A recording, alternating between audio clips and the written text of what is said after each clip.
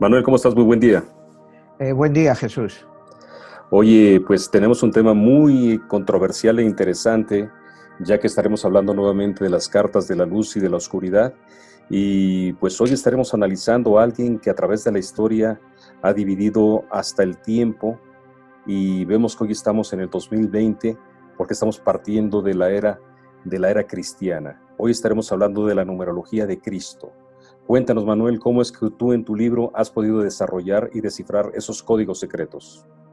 Bueno, pues mira, ahora cuando empecemos con el programa y empecemos a ver los números de Cristo, pues vamos a empezar con su nacimiento, que en mi novela, por los estudios que yo he hecho, que no solo los he hecho yo, hay mucha otra gente que los hace, pues te cambian totalmente la fecha de nacimiento de Cristo. Cristo no nace un 24 de diciembre del año 1, o sea, Cristo nace exactamente como ahora veremos un 7 de abril del año 1. Es decir, Cristo nace en la primavera y no nace en invierno. Esto no es una cosa que yo haya descubierto o que sea nuevo en mi novela.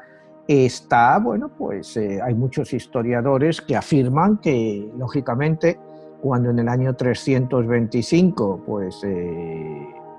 Maximiliano decide que el cristianismo es la doctrina oficial de Roma, él trata de hacer que el cristianismo sea más aceptable para las masas sin quitarles sus grandes fiestas. La gran fiesta del mundo pagano, del mundo romano de la época, era el solsticio de invierno, que empezaba alrededor del 22, 23, 24 de diciembre y eran las grandes fiestas romanas. Entonces deciden trasladar la fecha del nacimiento de Cristo a esa época, que es lo que nosotros conocemos hoy en día como la Navidad. Pero la fecha del nacimiento de Cristo, por estudios que se han hecho, por la famosa estrella que se les aparece a los magos y todas estas historias, pues todo indica que realmente Jesucristo nació en el inicio de la primavera. Manuel, cuando estamos hablando de la era cristiana, hay mucha controversia desde el origen, que es el origen de la palabra, de la Biblia, de las escrituras, cómo se toma como referencia, pero pocas personas entienden lo que acabas de decir, cómo es que se une a través de cuando Constantino une el Imperio Romano y hace oficial todas esas doctrinas que estaban esparcidas por todas las regiones que tenía el imperio su control. Y cuando inicia el cristianismo como tal, ¿cómo podemos entender la figura de Cristo más allá de todas esas variantes que se dieron en esa época? ¿Cuál sería el origen o cuál sería quizá la referencia primaria para entender quién es Jesucristo? Bueno, como todos sabemos, Jesucristo es, para los cristianos, es el Hijo de Dios hecho hombre. Para otras religiones, como por ejemplo para los judíos, es un gran profeta. Para el Islam también es considerado otro gran profeta. Es una figura histórica, sin lugar a duda, para todo el mundo. Desde el punto de vista cristiano, ¿quién es Jesucristo? Bueno, pues es el Hijo de Dios hecho hombre y encarnado en la tierra. Esa es lo que nosotros hemos ido aprendiendo de pequeños y todo lo que se nos ha ido enseñando pues desde que somos niños, en la iglesia, pues leyendo las escrituras. Aquí hay que hacer un inciso. ¿Qué era el contexto del nacimiento de Cristo? ¿Cuál era esa época? Vivíamos en una época convulsa, dentro de lo que podríamos llamar Judea, Samaria. Eran estados que eran ya parte del Imperio Romano. Como comentábamos en el capítulo de Cleopatra, en el año 28, después de la batalla de Actium, el Imperio Romano, que normalmente el Imperio Romano anexionaba los territorios, pero los hacía parte del imperio, pero los dejaba autónomos.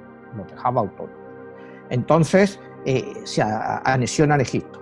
Estamos en la época del nacimiento de Cristo, ¿no? Está bajo también hablábamos de Octavio Augusto, que es el primer emperador romano. Acuérdate, Octavio en el año 27 a.C. convierte la república en imperio, después justo de la batalla contra Marco Antonio y Cleopatra. Se anexiona Egipto, Israel, lo que eran Judea, Samaria, toda esta zona, eran parte del imperio, pero no estaban anexionadas. Roma se anexiona lo que hoy conocemos como Israel aproximadamente 2, 3, 4 años después de la muerte de Herodes. ¿Por qué? Bueno, porque le resultaba que era una parte de su imperio que era muy difícil de gobernar, porque los judíos estaban continuamente en revueltas. Entonces, a la muerte de Herodes, él divide el imperio entre sus 3 hijos, pero no se ponen de acuerdo. Entonces los romanos, ya hartos, deciden hacer esta parte, lo que conocemos como Israel, como parte íntegra del imperio romano. Esa es una de las consecuencias.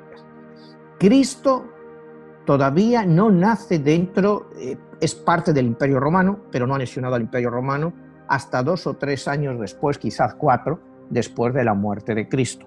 Entonces, Cristo nace con un Israel relativamente independiente, aunque bajo el poderío romano, pero con autonomía, y 4 años después pasa a ser ya parte íntegra del imperio romano. Como veremos más adelante, es por lo que es juzgado por Pilatos, en fin, todo esto que ya todos conocemos. Entonces, esta era parte de la situación en el pueblo de Israel. Era un pueblo en el que había muchísimos profetas. Cuidado, Cristo era uno más de los múltiples profetas que en esa época estaban por Israel. Había centenares de ellos que estaban predicando pues el fin del mundo, llegada de miserias, llegada de un nuevo orden. Cristo no era el único. Había muchos, es por lo que algunos de las enseñanzas de Cristo pues se han combinado pues con enseñanzas de otros profetas o místicos de la época. Entonces, en ese es el contexto histórico en el cual va a nacer Cristo. Esa es la época, una Israel convulsionada, llena de profetas, anexionada ya como parte del Imperio Romano, y en la cual los judíos pues habían perdido ya muchas de sus libertades. Entonces, los judíos pues eran siempre sujetos a revueltas. Acuérdate que más adelante, en la época de Herodes, que es la época que nace Cristo, es cuando se construye el segundo templo judío. El primero fue construido por Salomón, el famoso templo de Salomón, que fue construido aproximadamente unos 800 años antes de Cristo. Acuérdate que Salomón es, según la Biblia, el tercer rey de Israel. El primero es Saúl, el segundo es David y el tercero es Salomón, que construye el primer templo. Es aproximadamente en el año 74, ya muerto Cristo, en una de estas rebeliones continuas de los judíos contra los romanos, en que el famoso templo de Salomón es destruido. Y nunca se ha vuelto a construir el tercer templo, porque tenía que ser construido en el mismo sitio. Y se supone que el tercer templo debería de ser construido donde está ahora la famosa, la zona de las mezquitas, donde está la mezquita sagrada del Islam, que es donde se supone que Mahoma subió desde ahí hasta el cielo en Jerusalén, y está también la judía y la cristiana, que están hoy en día en centro de polémica mundial. Fue lo que levantó, acuérdate, la segunda intifada de los palestinos, una zona muy polémica. Lo que te quiero decir es que después de la destrucción del templo de Herodes, que fue el segundo templo, nunca se ha vuelto a construir otro templo. O sea, se han hecho muchos templos, pero ese históricamente no se ha vuelto a hacer. O sea, en este contexto histórico, pues podemos decir que es donde nace Cristo. Un movimiento pues volcánico, con doctrinas espirituales constantes. Acuérdate que incluso antes de Cristo pues ya está predicando Juan el Bautista con el bautismo. Supuestamente Juan el Bautista y Cristo son primos. En fin, es una época muy convulsa y de una alta radiactividad religiosa. En este contexto pudiéramos decir que es donde nace Cristo. Entonces, si quieres, empezamos un poco como yo veo el nacimiento de Cristo, cuando nace, y podemos empezar a contar la historia, las cartas que Cristo jugó en toda esta guerra entre los dioses, y pues entrar un poco a las predicaciones de Cristo, pero en mi novela utilizo muchas fuentes. Me baso sobre todo en una parte en el Evangelio de Mateo, pero también utilizo muchos evangelios apócrifos y muchas escrituras de la época, pues, que he ido leyendo con el tiempo y que he recopilado. Entonces, todo lo que te voy a contar como de Cristo, pues mucho te va a sonar familiar, pero otras cosas pues quizá te vayan a sorprender a ti y a nuestros telespectadores. Muy bien, Manuel, también sería interesante que todo lo que manejas en referencia a la numerología de Cristo, los años que su vida pública, sí, los años que no se conocen de él, y quizá el número más importante, que es el número 33, porque bien manejas tú en tu obra números maestros, y que nos puedas ir definiendo un poco cuáles son. Y adelante. Bueno, mira, los números maestros, como hemos hablado en muchas ocasiones, son 11, que es un número de desafío, 22, que se considera dentro de la numerología el número perfecto, y 33, que es el número del maestro, del guía. Cristo está marcado desde el inicio de su vida por el número 3, y más adelante va a ser siempre un número 33. Cristo es un número maestro desde el primer momento, ya desde el día de su nacimiento. Y ahora, si quieres, vamos a empezar con la numerología de Cristo, con su nacimiento. El nacimiento, que yo creo que es el verdadero, y el nacimiento oficial, que es el que le da la Iglesia. Y verás la diferencia que hay entre un número y otro, y cuál aplica más a Cristo cara a su vida y a lo que conocemos de él. Entonces vamos a empezar, si quieres, con el nacimiento de Cristo, ¿no? Ok. Cristo, según lo que yo he estudiado, y la Cábala, Cristo nace exactamente un día 7 de abril del año 1. Mira la fecha, 4774. Ya estamos, otra vez nos iríamos al Génesis, al encabezado 47, versículo 11, y otra vez pues nos iríamos, como hemos hablado otras veces, al pacto que hacen los padres fundadores de Estados Unidos, supuestamente con Dios, para el origen de este país. Entonces vamos a ver el número de Cristo nacido un 4 de 7 del año 1. Tenemos 4 más 7, 11, y 1, 12.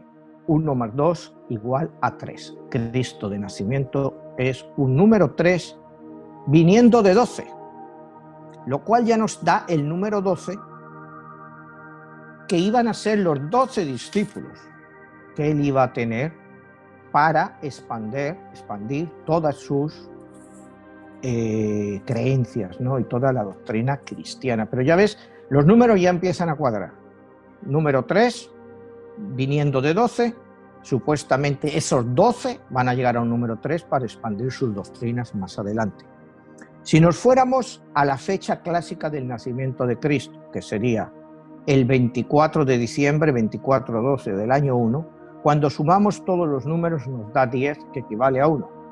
También un gran número, si lo ves aquí, 10 y 1, de iniciador. Es el gran número del iniciador. Pero si tú miras realmente y quieres comparar lo que significa un número 1 con un número 3, está claro que Cristo estaba mucho más cerca de un número 3 que de un número 1. Además, ten en cuenta que el número 3 va a conformar la Trinidad perfecta. O sea, y es Padre, Hijo y Espíritu Santo. Por eso te digo que todo indica que los números que yo estoy haciendo son correctos. Otra vez te vuelvo a decir, la gente que nos escucha puede diferir. Esto es una novela, es un estudio particular. No trato de convencer a nadie, sencillamente es una exposición de lo que yo creo. Es que todos los números a Cristo llevan a 3.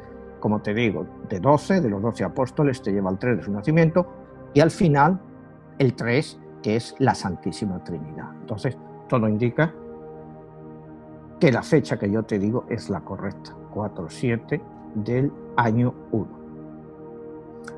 El lugar de nacimiento de Jesús, bueno, pues es Belén. Jesús nace en Belén. Al principio, bueno, pues es un niño, los 2 primeros años normal. A los 2 años, ahí nos enfrentamos a un hecho clave en la vida de Jesús. Cuando el rey Herodes ve que llegan unos magos, unos de Oriente, y dicen que vienen buscando al Mesías. Entonces Herodes piensa que las profecías bíblicas que hablan de un Mesías que iba a apartarle a él del poder se están cumpliendo con estas 3 personas.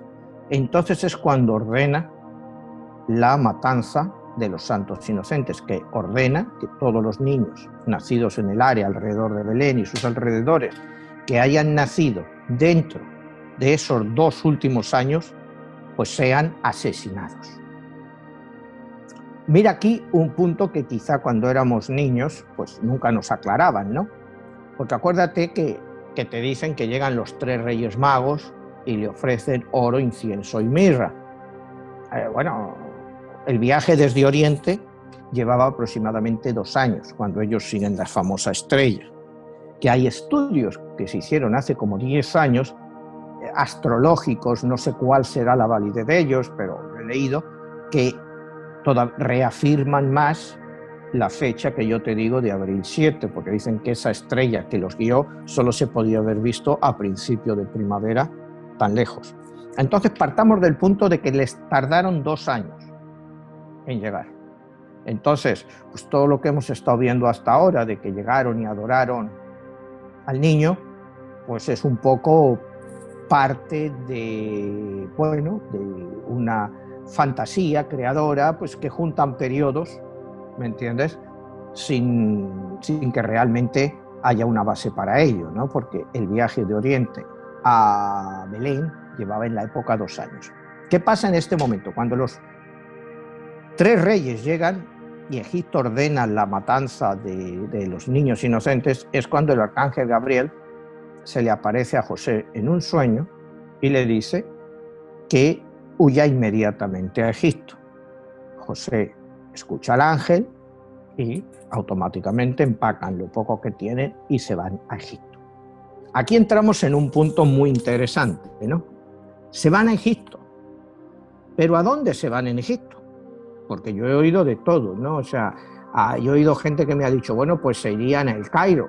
Bueno, el Cairo no existía en esa época, no se había fundado todavía. Entonces, pues según mis estudios, la conclusión clara es que Jesús, María y José se van a Alejandría. Alejandría, en ese momento, en el año ya 2, después del nacimiento de Cristo, era la segunda ciudad más grande del mundo, después de Roma. Era una ciudad que contaba entre 250 y 300.000 habitantes y tenía una longitud de más de 20 millas. Era una ciudad inmensa.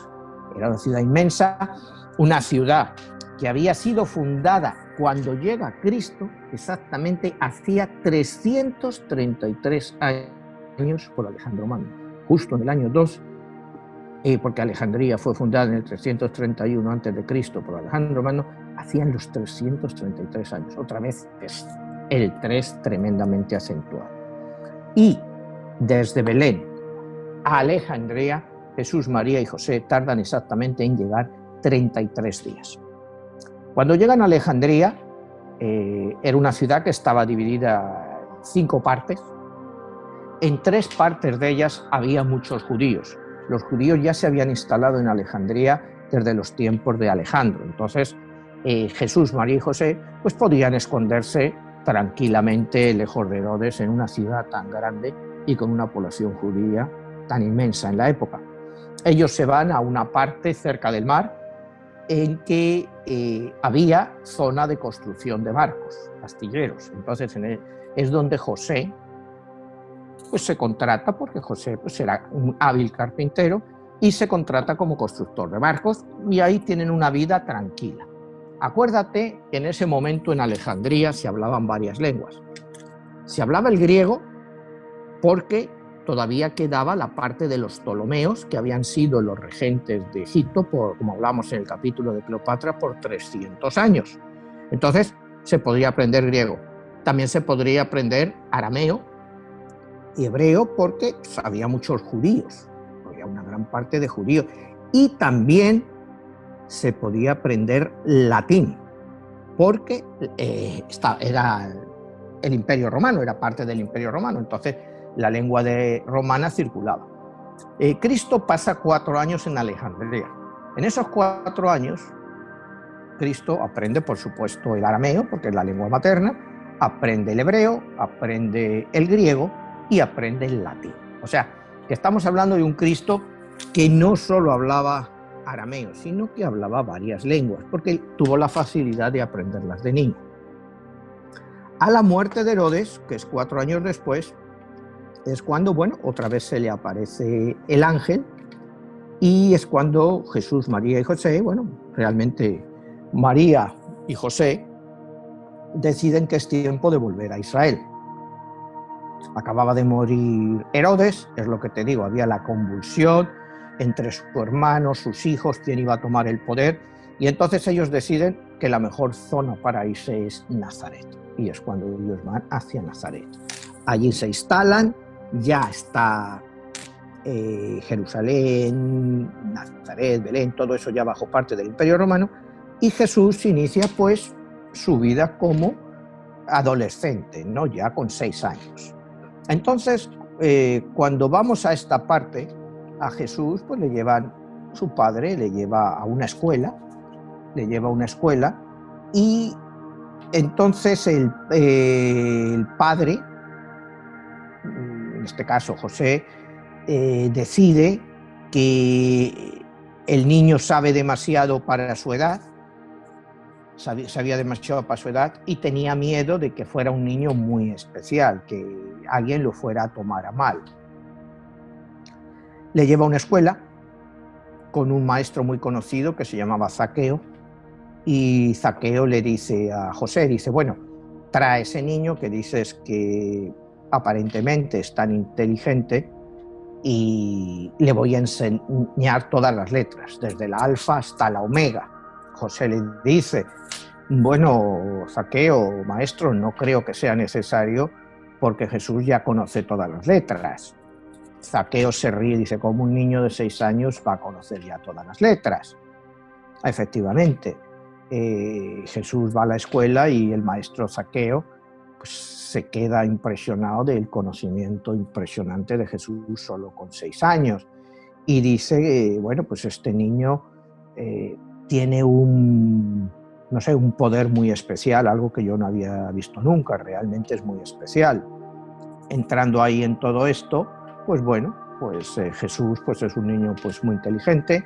En esa época pues no se le conoce ningún milagro, y alrededor de los 12 años pues surge, Jesús está trabajando con su padre, están construyendo un templo, y Jesús pues va a buscar algunas herramientas, y en ese momento pues un muchacho que trabajaba en la obra con un hacha se corta un pie y se está desangrando. Claro, en esa época pues no sabían cómo parar una desangración, eso era mortal.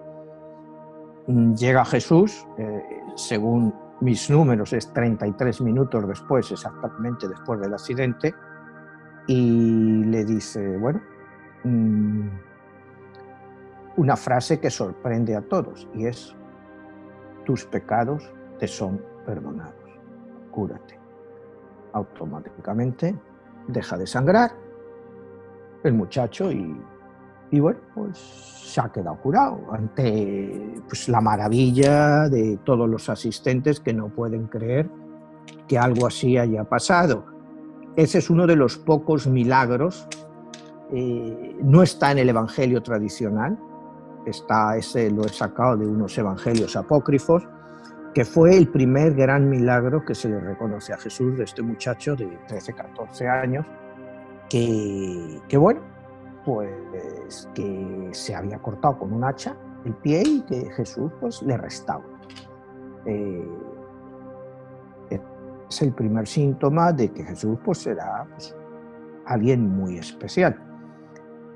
Seguimos un poco en la vida de Jesús, ya nos vamos a los evangelios clásicos, al evangelio de Juan, que es hablando de los, acuérdate que hay en la Biblia, en lo que conocemos, lo que es la vida de Jesús, que son los 27 libros del Nuevo Testamento, solo son 4 los evangelios, que es Mateo, Marcos, Lucas y Juan, y solo en el evangelio de Juan se menciona el siguiente episodio que te voy a contar. Los otros 3 evangelios no lo cuentan. Y es que yendo Jesús, cuando Jesús tenía 13 años, ellos iban a conmemorar las grandes fiestas judías, pues se van desde Belén hasta Jerusalén. Cuando llegan a Jerusalén, pues celebran sus oficios y se vuelven de camino a Belén.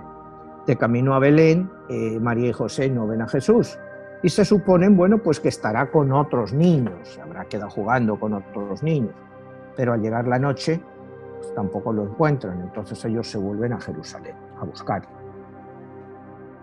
Por días, el primer día no lo encuentran, segundo día no lo encuentran, y finalmente al tercer día, al entrar a un templo, le ven a Jesús rodeado de rabinos, y Jesús contestándoles todas sus preguntas, y muchas de ellas con parábolas. María pues está extremadamente enfadada, bueno, hijo, ¿por qué nos has hecho esto? Y entonces Jesús dice, bueno, no traté de asustaros, sencillamente tenía que seguir pues lo que era mi camino. Entonces Jesús se vuelve con ellos. Este es el único momento de la vida de Jesús que tenemos en los 4 evangelios oficiales. Cuidado, y solo está en el Evangelio de Juan, que el Evangelio de Juan está escrito aproximadamente en el año 100.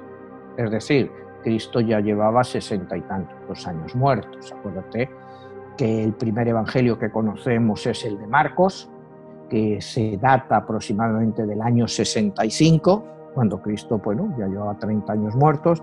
Después tenemos el evangelio de Mateo y de Lucas, que es aproximadamente entre el 75 y el 85, y el último evangelio es el de Juan, que es aproximadamente del año 100.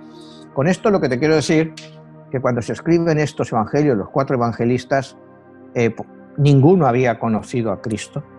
Los nombres que se les dan a los evangelistas son nombres de la época que se les han dado, que no necesariamente ni siquiera se llamaban así, pero lo que te quiero decir es que ninguno de los evangelistas tuvo una relación directa con Cristo, ninguno de ellos. Entonces, Cristo ya era en cierto modo un personaje de leyenda. Lo que yo estoy contándote es parte de los apócrifos, de gente que supuestamente sí estuvo presente en alguno de los momentos de la vida de Cristo.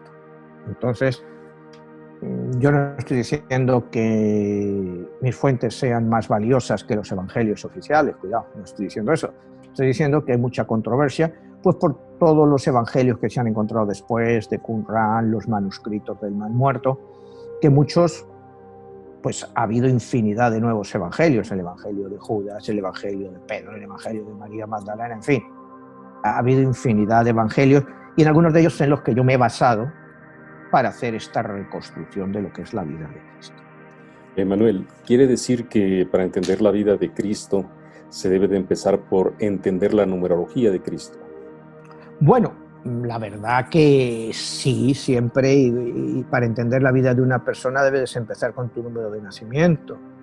En Cristo también, acuérdate que en mi novela Cristo es uno más de los 22 dioses que originan este mundo. Cristo es uno más. Y Cristo es el segundo Dios que se reencarna en la tierra como Él mismo, es decir, como Cristo. Anteriormente, en mi libro, se había reencarnado Krishna. Fue el primer Dios de los 22 originales que se reencarna como Él mismo. Todos los demás dioses, como te digo, se reencarnan, pero en otras personas que son, pues, sirven para el avance o para el no avance de la humanidad, ¿no? Entonces Cristo es un personaje, un Dios muy importante en mi libro. Para los cristianos, como sabemos, al ser una religión monoteísta, pues es el único Dios. El cristianismo no acepta otros dioses, el Islam no acepta otro Dios que Alá, y bueno, tienes el hinduismo que acepta multitud de dioses. El punto que te quiero hacer aquí es el monoteísmo. Es doctrinario y anti todo. Es decir, o tú aceptas mi Dios o no estás conmigo. O sea, es absolutamente egocéntrico. Solo existe un Dios y ese Dios es mi Dios. Es por lo que te digo, en mi libro lo que vivimos es una guerra entre dioses. Mi Dios es mejor que el tuyo, el mío es más poderoso que el tuyo. Y esos dioses pues se han ido mostrando a lo largo de la historia unos más fuertes que otros. Entonces, eso es, Cristo sí, su numerología es muy importante. El número 3 refleja auténticamente lo que Cristo nos va a enseñar a lo largo de sus 33 años de vida, y siempre utilizando estos números, lo vamos a ir viendo a través de toda esta historia.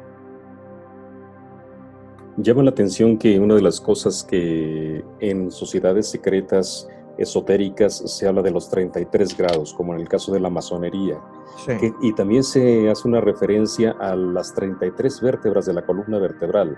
Y estamos hablando de una serie de datos que nos empiezan a dar la importancia que tiene todo esto de la numerología y cómo es que se puede aplicar en todas esas frecuencias energéticas, en esos códigos secretos que guarda todo esto. Y Manuel, ahorita si estamos en la Cartas de la Luz y de la Oscuridad, en tu libro, y que nos estás desglosando todos estos seres que han habitado entre nosotros, ¿qué pasa en la infancia de Cristo? ¿Por qué es que en un momento dado se desaparece? Bueno, no se desaparece en el Nuevo Testamento. Aquí en mi libro no se desaparece. Como yo te he dicho, se va a Alejandría, de Alejandría vuelve, se va a estudiar, empieza a trabajar con su padre, sigue estudiando y no se desaparece. O sea, vamos a ver cuando va a llegar más adelante. Ahora estamos hablando con Cristo en los 13 años. Estábamos hablando cuando se había perdido en Jerusalén y a los 3 días su madre y su padre le descubren en el templo y que está rodeado de todos estos rabinos sabios. Y es aquí de donde viene, justo cuando está con estos rabinos y llegan José y María, y entonces uno de los rabinos le pregunta a María, ¿es usted la madre de este niño? Y ella dice, sí. Y el rabino le dice, bendita seas entre todas las mujeres, porque Dios ha bendecido el fruto de tu vientre, ya que nunca hemos visto semejante gloria, virtud y sabiduría. Es lo que le dice el rabino. O sea, ahí acuérdate que es parte del Ave María. Y eso se lo dice este rabino cuando ve el conocimiento tan increíble de un niño de 13 años. Entonces, la historia oficial, como te decía, no sabemos nada de la vida de Jesús como niño. O sea, tenemos el episodio este del templo de Jerusalén solo en el Evangelio de Juan, y ya no volvemos a saber nada hasta que Cristo tiene 30 años y comienza a predicar su doctrina por 3 años más. O sea, es todo lo mismo. Cristo va siempre con el número 3 y 33. Es algo que le persigue toda su vida. Después de este episodio, bueno, pues Jesús sigue estudiando. Entonces llega un punto importante en su vida cuando Jesús tiene 18 años y se encuentra con Sedú. Sedú viene de la India, es profesor, es un gran filósofo, un gran estudioso, y Jesús entabla una gran relación con él.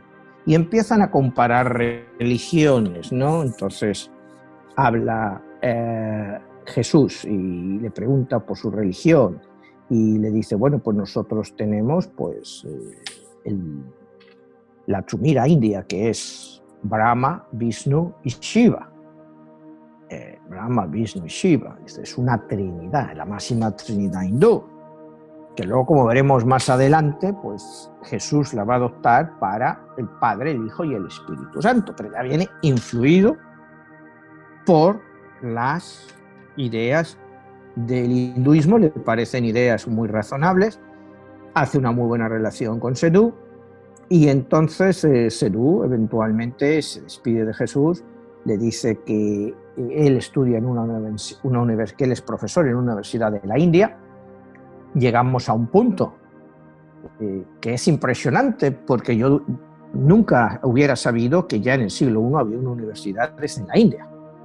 O sea, eso durante toda la investigación que he hecho, eso es uno de los puntos que más me sorprendió, que ya hubiera universidades. O sea, es un punto en el cual yo nunca había caído. Entonces, bueno, pues partiendo de eso, se despide. Entonces Sedú le da una copia del Bhagavad Gita a Jesús en griego, o sea, traducida al griego. Y acuérdate que te digo que Jesús ya hablaba griego, hablaba latín, arameo y hebreo. Entonces, Jesús lee el Bhagavad Gita y queda muy influenciado. Sadhu se despide de él y le dice: sé que vendrás a buscarme. Jesús se despide de él y le dice: sí, quizá algún día. A los 21 años, Jesús ya puede ser rabino y se convierte en rabino.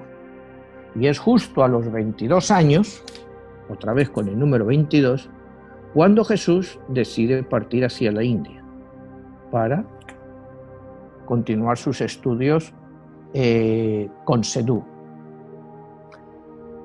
Estamos hablando de un tiempo en cual se tardaba mucho en viajar. Jesús tarda en llegar a la India, se despide de sus padres, los padres le dicen: Jesús y María, ¿por qué no nos llevan contigo? Él dice: bueno, es un viaje muy largo, me va a llevar casi un año, entonces vosotros no estáis en condiciones de hacerlo, entonces prefiero que os quedéis aquí. Entonces Jesús hace un viaje que le dura 333 días y atraviesa lo que hoy es Irak, Irán, Afganistán, Pakistán, hasta llegar finalmente a la India. Llega primero al Punjab, que sabemos que ahora es un área donde están totalmente siempre en peligro. O sea, en peligro siempre están en guerra. Es una zona muy caliente, el Punjab. Después llega a Haryana, y después de Haryana llega a Uttar Pradesh, y allí es donde está Bihar, y de Bihar viaja a Patna, y desde Patna a donde está Sadhu, que es en Nalanda, donde está la universidad. Finalmente Jesús llega a Nalanda 333 días después. Es un viaje, como ves, muy largo, con muchísimos peligros, en los cuales pues Jesús aprovecha pues para aprender un poco la cultura de la gente, con las diferentes características, y se preocupa mucho por ver cuáles son las creencias de la gente. Las creencias de la gente, pues ahí había de todo tipo de creencias. Entonces la idea de Jesús es un poco unificar las creencias, hacer una doctrina que sea fácil de entender para todo el mundo y que tenga en sí los valores que él cree que debe de representar la luz. Entonces, bueno, llega aquí a Naratna, le recibe Sadhu, le dice: bueno, pues te estaba esperando, sabría que vendrías. Y la primera cosa que vuelve a preguntarle Jesús es por Krishna. Entonces Krishna se abre más, ¿no? Le dice: fue la octava encarnación del dios Vishnu. ¿Ok? Fue la octava encarnación del dios Vishnu. Jesús no entendía bien esto de las encarnaciones. Le pregunta: ¿cuándo se encarnó Lord Krishna en la tierra? Dice: fue hace 3000 años. Si estamos hablando ahora mismo hace 2000 años, pues que Krishna había nacido, desde nuestra fecha de ahora hacía 5000 años. Fue la primera carta que en mi novela juega la luz, la de Lord Krishna, ¿no? La octava reencarnación de Vishnu. Y le pregunta: bueno, ¿y por qué me has dicho siempre? Porque Sadhu le decía que a él le veía una gran similaridad con Krishna. Entonces le cuenta un poco de Krishna. Dice: Krishna fue una encarnación divina. Fue concebido de forma milagrosa por la Virgen Devaki. Dice: bueno, yo también fui una encarnación divina, según se supone, ¿no? O sea, primera similitud. ¿Quiénes fueron la familia de Krishna? Dice: bueno, su padre adoptivo, el padre adoptivo de Lord Krishna, era un carpintero. Bueno, mi padre, dice Jesús, también es carpintero. Entonces, Krishna, al su nacimiento, fue perseguido por el gobernante de la época, que era un tío suyo, porque tenía miedo de que, según una profecía también, el séptimo hijo de Devaki le iba a matar. Y bueno, Entonces Cristo recuerda que Herodes, también por medio de una profecía, pues ordenó matar a los santos inocentes porque temía que fuera el Mesías. Entonces aquí ves, y esto no me lo invento yo, pues una serie de coincidencias increíbles entre lo que es el origen de Krishna y el origen de Cristo. Incluso el nombre significa prácticamente lo mismo. Krishna, Cristo, o sea, es de la época, y Cristo sigue muy interesado. En mi libro al final pues vas a ver pues que Cristo no es Krishna, o sea que son dos dioses, pero que siguen dos tradiciones muy similares, hijos de una virgen, que en esa época, porque mira, el punto tan controversial de la virginidad de María o la virginidad de la princesa de Baki para que fuera la madre de Krishna, quizá hace unos años fuera un punto conflictivo o difícil de interpretar. Pero hoy en día, cuando sabemos, bueno, que la inseminación artificial es lo más común que hay, si estamos hablando para los creyentes que, bueno, que la Virgen María era virgen, o para los hindús que la madre de Krishna era virgen, pues hoy no sería tan difícil de entender. Si estamos pensando que son dioses, pues lógicamente pues podría haber una intervención para que la semilla de un dios fuera implantada en María o en Devaki. O sea, hoy en día técnicamente no sería tan difícil de entender, porque tendríamos que ver quiénes son esos dioses. No sé, lo que hemos hablado otras veces, si son dioses como nosotros lo esperamos o si son seres mucho más avanzados que nosotros, que trataban de probar su punto. No sé si me acabo de explicar, o sea, por estar hablando, aquí hemos hablado otras veces de que yo creo que cuando tú y yo hemos hablado de extraterrestres, de gente, de otras, yo sigo creyendo que es lo mismo, que son civilizaciones que estaban aquí, quizá mucho antes que nosotros, mucho más avanzadas, y que con el conocimiento humano y con la cantidad de gente que ha poblado la Tierra, pues ellos se separaron de nosotros, en cierto modo pueden seguir controlándonos o estar entre nosotros, pero nos han dejado seguir. Entonces, ¿por qué Dios o alguien así no va a hacer que puedan salir gente o seres muy especiales, como en este caso pudiera ser Cristo? Esto es un inciso en lo que te digo sin contradecir la historia oficial, ¿no? Lo que te quiero decir de que Cristo, bueno, pues, pero lo que te quiero decir es que es factible. La virginidad de María es absolutamente factible desde el punto de vista técnico de hoy en día. Quien lo hicieron, ¿no? Es factible. Cuando yo era pequeño, pues era solo basado en la fe. Hoy en día no solo necesitas tener fe, sino que puedes entender, pues que sí puede ser posible. O sea, ¿por qué no? Inseminación artificial, o sea, es perfectamente hoy en día entendible. Pero bueno, vamos a dejarnos de eso y vamos a continuar. Entonces, Cristo estudia mucho Krishna, estudia también el budismo, y entonces llegan a un tema candente en su reflexión con Sedú, que es el tema de la reencarnación. Jesús dice, bueno, es que mi gente no podría entender el concepto de reencarnación. Es imposible, por lo que nosotros ir a predicarles ese concepto, pues resultaría muy difícil de creer. En la época pues estás hablando del judaísmo de la época, todas las religiones de la época. Acuérdate que en el judaísmo los únicos que creen en la reencarnación son los cabalistas. La cábala sí cree en la reencarnación. Y posiblemente los esenios. No se sabe, pero muchos esenios fueron cabalistas, se supone. Todo esto, yo te digo, se supone. Entonces, Cristo cree que hablarles tan pronto de un concepto de reencarnación sería algo muy difícil de aceptar por la gente. Entonces Sedú le dice, bueno, pero si creemos que tenemos un alma, ¿cómo un alma puede aprender en una vida tan corta? No hay tiempo. O sea, es imposible. Estás hablando de una época en que la gente vivía de media 20 y tantos años. Sí, había gente que te vivía 60 años, pero muchos se morían a los 2, 3, un año, 50% antes, o sea, en el primer año del nacimiento. La mortalidad era muy grande. Había hombres que te podían vivir 60 años, a lo mejor. Mujeres, no tanto. Las mujeres lo que más se conoce es que te vivían como mucho 40 años. O sea, era una época. Entonces dice, ¿cómo en tan poco espacio de tiempo un alma puede aprender todo lo que está supuesto a aprender? El alma necesita volver para seguir su aprendizaje, para últimamente ser una con el Creador.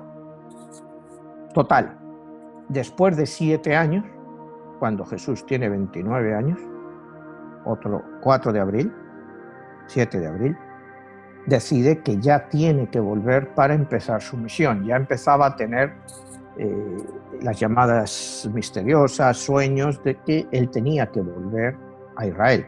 Entonces vuelve otra vez a hacer la vuelta, otra vez otro viaje de otros 333 días hasta llegar a Jerusalén. Llega a Jerusalén exactamente, otra vez, pues él tiene que seguir esas pautas, un 7 de abril del año 30, para lo que va a ser empezar lo que nosotros conocemos como todo lo que es la parte de su doctrina, ¿no? Llega, se encuentra con María, él la pregunta por José y le dice, bueno, tu padre falleció ya hace 3 años, era un gran hombre, tal, pero bueno. Y ahí es cuando oye que su primo Juan pues está bautizando. O sea, que está, entre los muchos predicadores de la época está Juan, ¿no? Entonces él va a ver a su primo, Juan el Bautista, y cuando Juan le ve es cuando se queda impresionado y le dice, bueno, ¿cómo quieres que yo te bautice si eres tú el que debes de bautizarme a mí? Si la misión al que le corresponde es a ti. A partir de ahí ya empezamos ya en lo que conocemos como la parte clásica de lo que son los evangelios. Ahí ya empieza todo lo que es la parte de Cristo en su forma de entender, bueno, pues lo que va a ser la nueva doctrina cristiana, y que no es una doctrina cristiana que, digamos, él inventa, porque Cristo, como sabemos, nunca escribe nada.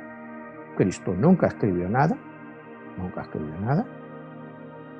El cristianismo, pues, no fue hecho doctrina por Cristo, ¿sí? Pero ahí hay un punto donde él en una de sus referencias habla que él no ha venido a abolir la ley, sino a hacer que se cumpla. Entonces él viene a que se lleve a cabo todo lo que viene siendo la cábala, la mística judía. Y es ahí donde se le espera a él como el Mesías, como el hacedor y el cumplidor de la ley. Sería entonces que se mezcla, entonces, si llamemos lo que es así, que se mezcla con una filosofía como la hindú. Esa hindú que es la filosofía, una de las culturas madres. ¿Cómo ves por ahí esa parte? Bueno, como tú dices, la filosofía, la religión hindú es la filosofía y religión más antigua del mundo. Como religión no conocemos una más antigua que realmente la hindú. Es antiquísima y no se atribuye a nadie. Han sido infinidad de escritos que ha habido sin atribución alguna. Es un poco, te digo, lo más conocido que tenemos es Krishna. La comparación es, estábamos hablando con Juan, que va a bautizar a Cristo en el Jordán, y entonces Cristo recuerda que Krishna fue bautizado en el Ganges, o sea, otra similitud. A Krishna lo bautizaron en el Ganges.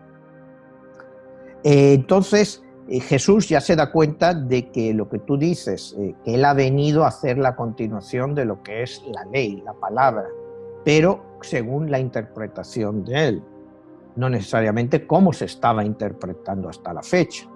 Es una nueva interpretación de la ley, de lo que es la palabra divina, cómo debe de ser interpretada.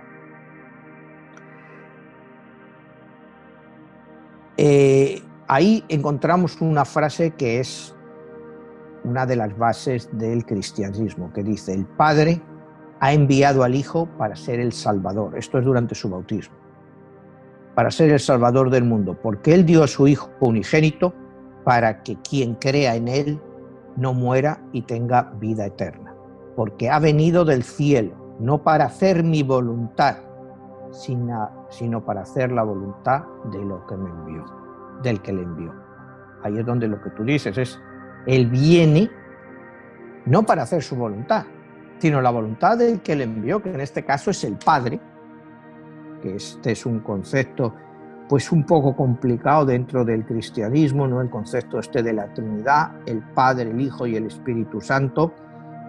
Pues yo he encontrado siempre infinidad de, no decirte teólogos o de semiteólogos, que nunca entienden cuál es el papel del Espíritu Santo en toda esta Trinidad, ¿no? O sea, el Padre, el Hijo, el Espíritu Santo, o sea, no lo acaban de entender, ¿no? O sea, cuál es el papel en la Trinidad, ¿no? En la Trinidad hindú está más fácil. No, Brahma, Vishnu y Shiva. Brahma el creador, Vishnu el constructor y Shiva el destructor, pero el destructor para crear algo nuevo, no por destruir, sino el destructor generador que genera algo nuevo.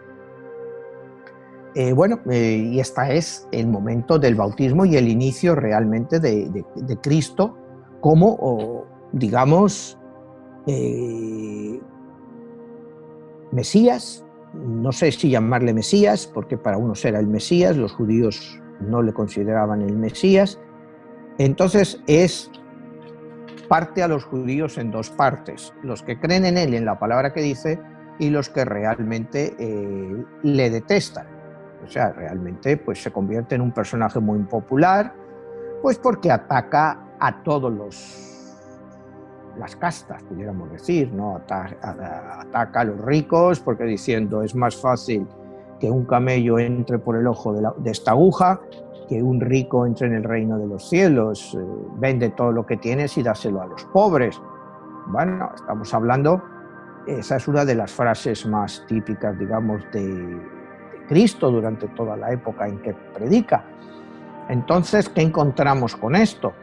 Que bueno, el cristianismo actual, ¿en qué se asemeja al cristianismo que predicó Cristo, ¿no? Cuando hoy en día vivimos pues en sociedades occidentales donde ahora mismo, pues históricamente siempre, pero ahora mismo con la globalización, las diferencias sociales entre ricos y pobres pues son abismales, ¿no? Y nos llamamos cristianos, ¿no? O sea, pero bueno, es parte de todo lo que somos, los sapiens, pues somos así, ¿no? Entonces, pues no sé qué queda realmente de los pensamientos de Cristo.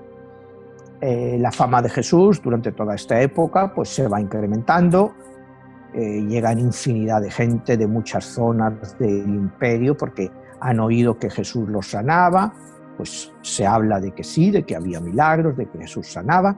En fin, la fama de Jesús pues sigue creciendo. Acuérdate, va recogiendo a los apóstoles, llega hasta 12, algunos se le critican, como por ejemplo Mateo, que era recaudador de impuestos, se le dicen: ¿cómo te puedes sentar a comer con alguien tan impuro? Y ya vamos partiendo, bueno, pues a la parte, para mí, que es culminante en la vida de Cristo, que define todo el Evangelio, que con solo leerte eso, pues ya entiendes todo lo que es la doctrina cristiana, pues es el famoso sermón de la montaña, ¿no? Recuerda: bienaventurados los que lloran, porque ellos serán consolados.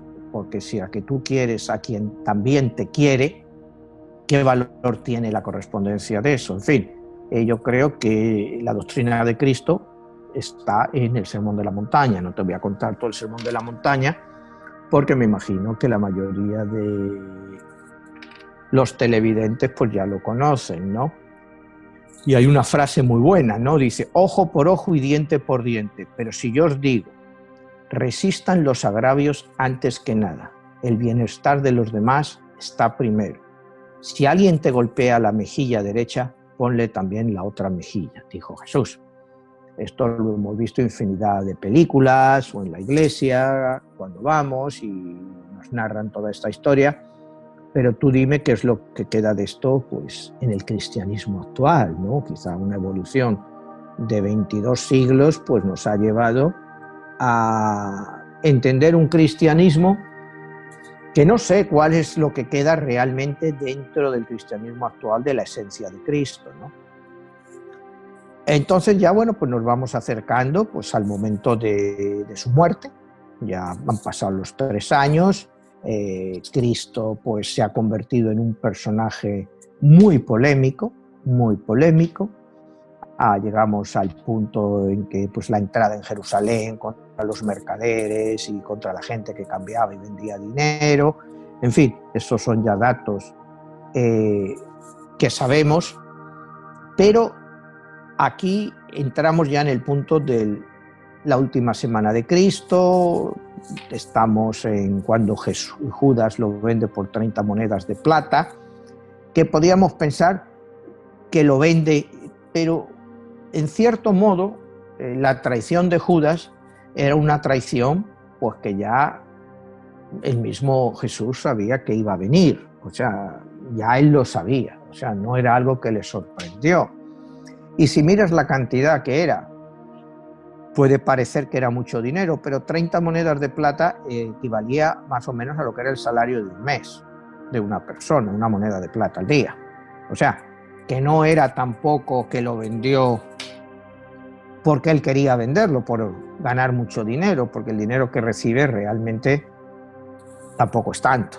Es otro punto que quiero hacer, que en cierto modo Jesús ya sabía que iba a ser traicionado por uno de sus discípulos, pero lo acepta pues como lo que es, pues un hecho más dentro de la etapa que a él le correspondía vivir. Viene ya, bueno, pues la muerte de Jesús, la tortura, la crucifixión. Entonces Jesús es crucificado un 7 de abril otra vez. En esto sí hay muchas referencias históricas sobre esta fecha. Esta fecha se menciona, 7 de abril, en el libro de Urantia. ¿Ok? Esa fecha se... Don Manuel, para quienes no tienen conocimiento, ¿qué es el libro de Urantia? Bueno, el libro de Urantia es un libro, se supone que fue un libro canalizado, creo que fue alrededor del año 57. Yo lo he leído, es un libro, bueno, yo nunca creo que he leído un libro tan largo, ¿no?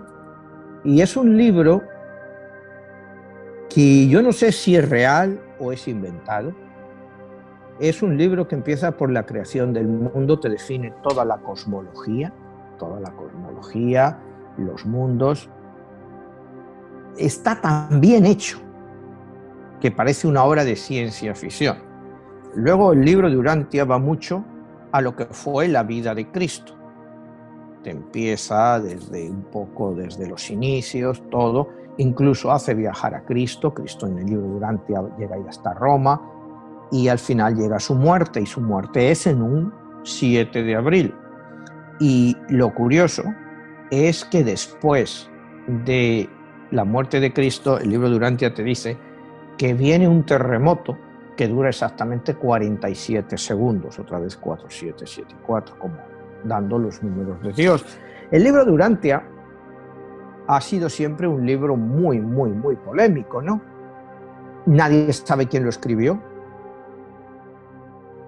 Te digo, se dice que es un libro canalizado, te digo, extremadamente largo. Yo creo que es tan largo como la Biblia, si no más. Y te explica unas alternativas realmente interesantísimas, ¿no? Y ese libro no cree en la reencarnación. O sea, a raíz de eso, no cree en la reencarnación. O sea, habla siempre de la muerte y de un futuro. Entonces, bueno, pues vamos a ver lo que es la muerte de Cristo. Es el 7 de abril. Cristo es crucificado a las 9:11 de la mañana y muere en la cruz a las 3:33 de la tarde. Es decir, acuérdate que Cristo pasa muy poco tiempo en la cruz, porque normalmente el martirio de la cruz era un castigo que duraba 3-4 días que era lo que la gente tardaba en morirse cuando se iban poco a poco asfixiando. Entonces Jesús muere relativamente pronto, quizá también parte por el tremendo castigo al cual había sido sometido antes. Entonces es crucificado a las 9:11, siempre eso, fíjate, un 9:11, a las 9:11, y muere a las 3:33 de la tarde. Y ya el libro acaba cuando Cristo, pues 3 días después resucita, es decir, resucita el día 3 días después, estás hablando que es el mes de abril 4, 10, 5 del año 34. ¿Ok? Es cuando él resucita.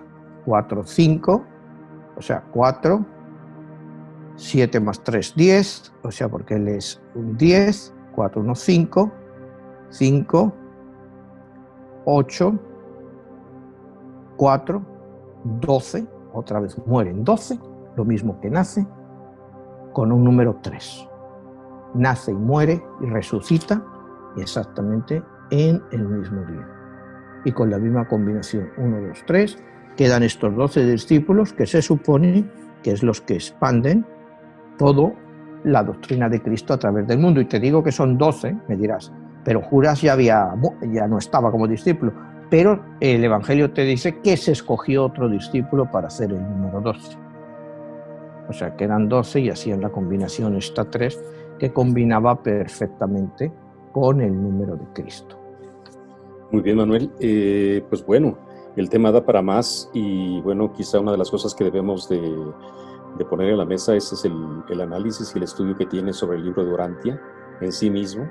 Hablar todo ese aspecto esotérico que va más allá de lo que entendemos, que quizá entra el aspecto extraterrestre.